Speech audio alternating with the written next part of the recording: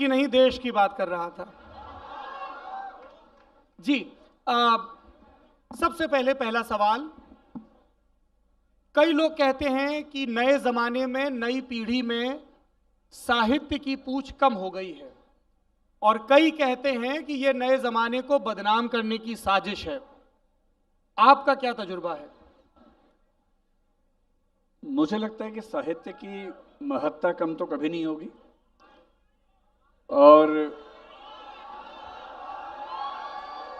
सौरभ ने सवाल पूछा है कि नए ज़माने में साहित्य का महत्व कम हो गया है या ये साजिश है नई पीढ़ी को बदनाम करने की। मेरा मानना है कि पहले के ज़माने में साहित्य विश्वविद्यालयों और कुछ मठों में महदूद था। सोशल मीडिया ने साहित्य को थोड़ा सा आसान करके आम आदमी के बीच में पहुंचाया, और उसी का परिणाम है कि साहित्य आज तक के आपके सेशन में अगर इतने सारे बच्चे हैं, नई पीढ़ी के बच्चे हैं, तो साहित्य मर तो नहीं सकता है, ना साहित्य कम हो सकता है। साहित्य के तेवर चेंज होते हैं, और तेवर चेंज होना सही भी है। हमारी भाषा में जनता की चित्तवृत्तियां बदलती हैं तो साहित्य बदलता ही है, तो बदलना ठीक है। माइक क्लोज जी जी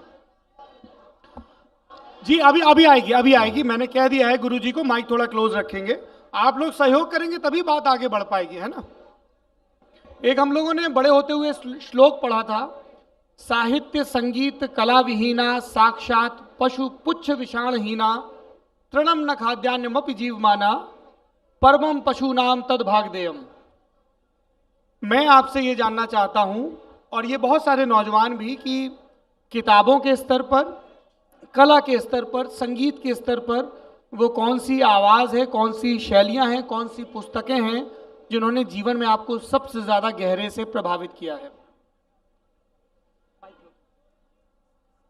मतलब अगर साहित्य को हम सिर्फ फिक्शन तक सीमित ना करें, तो मैंने ये महसूस किया कि दर्शन, मनोविज्ञान, साहित्य ये अलग नहीं है, बल्कि जुड़ी हुई चीज़ें हैं।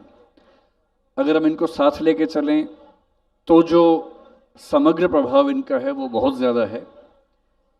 मुझे सबसे ज़्यादा जिन्होंने प्रभावित किया उसमें कुछ चिंतक हैं, ओशो रजनीश हैं, कार्ल मार्क्स हैं, मैक्स वेबर हैं, और भारतीय दर्शन के बहुत सारे आचार्य जिसमें शंकराचार्य, नागार्जुन, ये सब हैं। इन सबको पढ़ते पढ़ते फिर जब मैंने साहित्य को पढ़ना शुरू किया तो मुझे लगा कि जो बातें हम दर्शन में सिद्धांत रूप में पढ़ते हैं, साहित्य में घटनाओं, कहानियों के माध्यम से पढ़ते हैं, और उसका असर और गहरा हो जाता है पहले की तुलना में। संगीत के स्तर पर अगर विकास दिव्यकीर्ति की प्लेलिस्ट पूछी जाए कि कौन से सिंगर हैं या कौन सी फिल्में जिनके गानों को वो लूप में सुनते हैं, एक तो आपने हमें बताया था वो चढ़ता सूरज। मैं दिन में लगभग 3 से 4 सेशन संगीत के सुनता हूँ।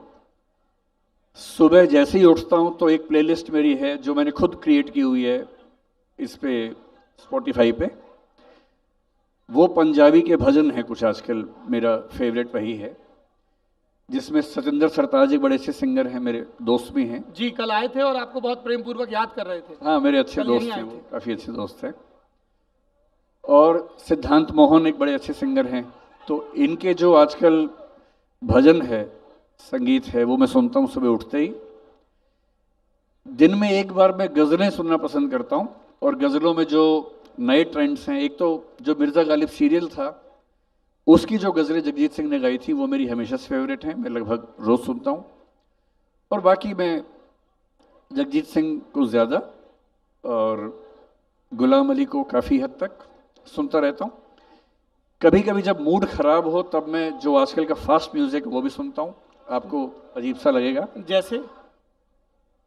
जैसे अभी तो पार्टी शुरू हुई है वो भी सुनता हूँ।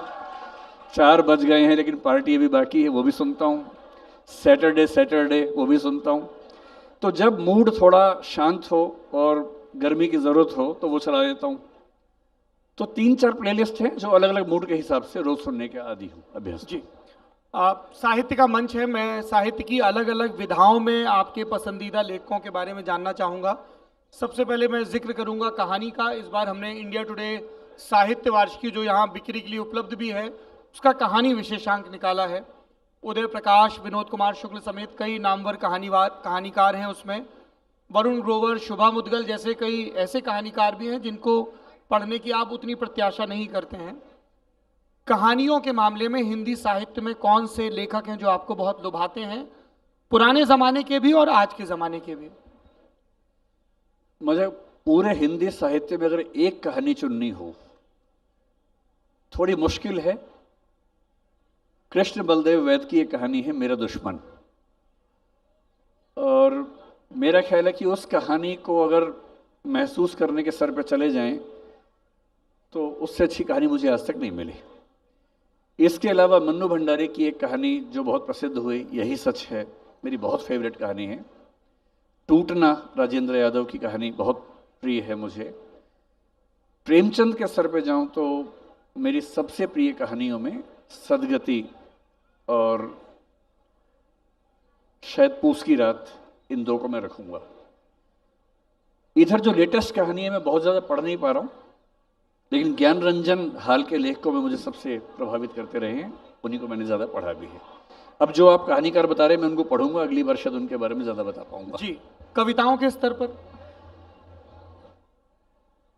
मुझे अगर हिंदी के 1000 साल में सारे कवियों की बात करनी हो तो सबसे महान कवि मुझे दो ही लगते हैं, कबीरदास और तुलसीदास।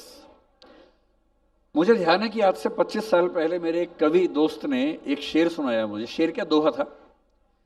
उसकी दूसरी लाइन तो मुझे याद है, पहली भूल गया।